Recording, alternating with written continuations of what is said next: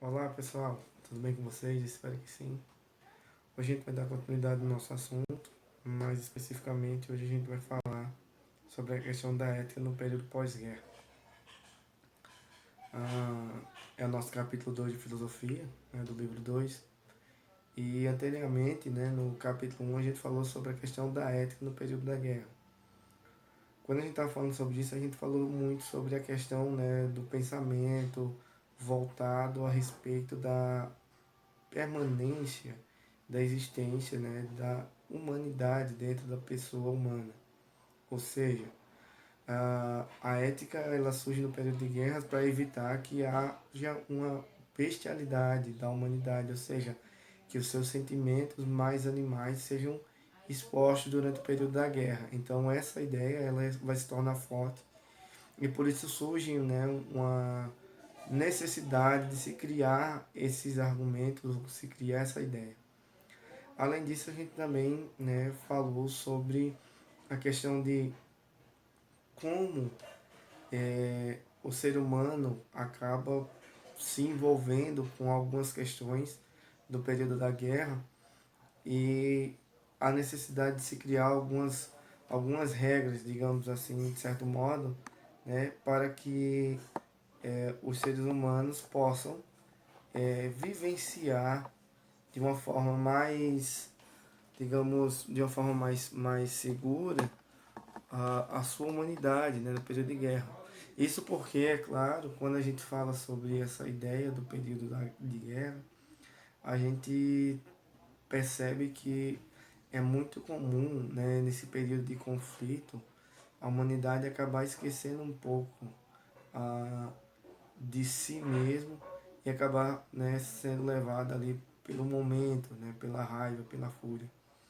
É nesse pensamento aí, né, que nós temos aí a criação de algumas ideias, né, como por exemplo as conferências, né, que estão voltadas à questão da preservação humana, né, nós temos aí o Tratado de Genebra, né, e nós temos também a criação, né, de um sistema muito conhecido por todos, que é a Cruz Vermelha. Então, todas essas ideias são extremamente importantes, né, para que o ser humano continue exercendo a sua humanidade, mesmo em um período bem conturbado. E aí o que acontece? Ok, terminou a guerra, mas como a humanidade vai tratar o que vai acontecer após? Né? Como sobreviver? O que pensar? Então é nesse momento que a gente entra aí diretamente na questão da ética no pós-guerra. Perdão. E aí ele continua aí dizendo, ó, existem pessoas supérfluas? Você considera que uma pessoa possa ser inocentada do crime de assassinato porque matou cumprindo ordens? Alguém seria capaz de cumprir normas sem pensar, mesmo que essas não levem a pessoa ou levem pessoas à morte? Ou seja, o que ele está dizendo?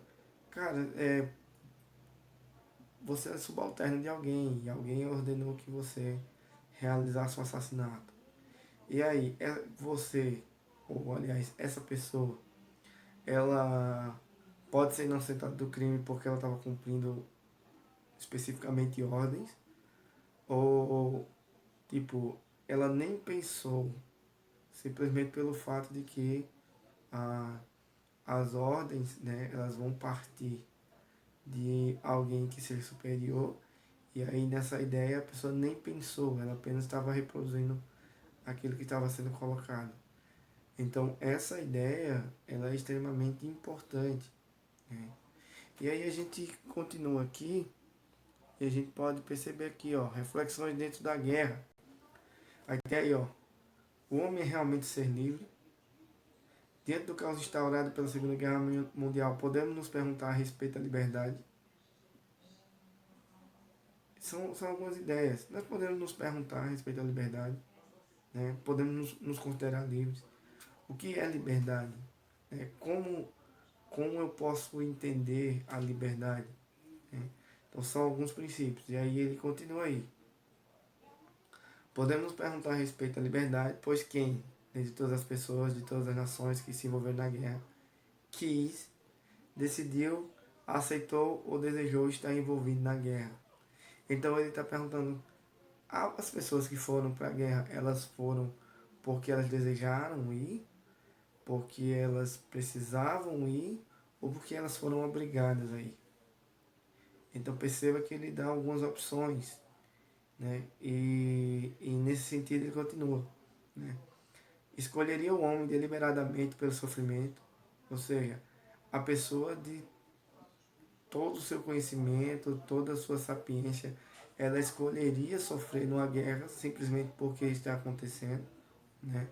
Ou ela foi levada por algo, né? E aí ele continua, né? O, os sofrimentos ocasionados na guerra foram sentidos por muitos, e aqueles que tomavam decisões não presenciaram ou não vivenciaram na própria pele esse sofrimento. Ou seja, o que, é que ele está dizendo? Muitas das vezes as ordens vinham, né? Mas quem liberava essas ordens, ou quem era responsável por essas ordens, muitas das vezes não estava envolvido no processo. Então essa pessoa não tinha um conhecimento real a respeito do que estava ocorrendo. Então ele criava uma realidade imaginária, um algo paralelo, né, para aquele momento, né? E aí a gente vai continuar aqui, né? E ele vai dizer o seguinte: passado o caos da guerra, com a continuação dos anos, as nações destruídas tentaram se reerguer. Chegou o momento de prender os culpados pelos crimes de guerra contra a humanidade e contra a paz. É hora de avaliar as ações, traçar planos para o futuro e implantar novas condutas. Ou seja, é a hora de se reorganizar, a hora de pensar a respeito de tudo o que ocorreu, de todas as ideias, de todos os fatos e ponderar. Será que as pessoas única e exclusivamente fizeram aquilo que estava sendo mandado ou elas tinham vontade de fazer? Ou simplesmente elas eram fruto daquele momento, do acaso, né? E aí continua aqui, né? E eu vou mudar aqui um pouquinho a minha imagem. E ele traz aí, ó, a filósofa Hannah Arendt, né? Ou Arendt, tanto faz, avaliou as ações cometidas em nome da ideologia nazista e acompanhou de perto o julgamento de um dos principais membros do governo de Hitler, responsável por transportar pessoas para os campos de concentração. O pensamento filosófico de Hannah Arendt é fruto não somente de reflexões, mas da vivência dentro da guerra. Então, o que, é que a gente percebe? Se criou a necessidade de estudar mais profundamente esses acontecimentos. E aí é quando nós temos o surgimento dessa figura, né? Essa é a Ana, ou Hannah, como você quer chamar, né? E ela é responsável aí por acompanhar aí algumas das pessoas mais importantes e influentes do período nazista. Ok, gente? Eu vou encerrar por aqui. Na nossa próxima aula a gente vai se aprofundar mais sobre a questão da Hannah, certo? Dá uma olhada no texto, faz alguma reflexão sobre ele e na nossa videoconferência tira as dúvidas, ok? Valeu, pessoal, um abraço, fui.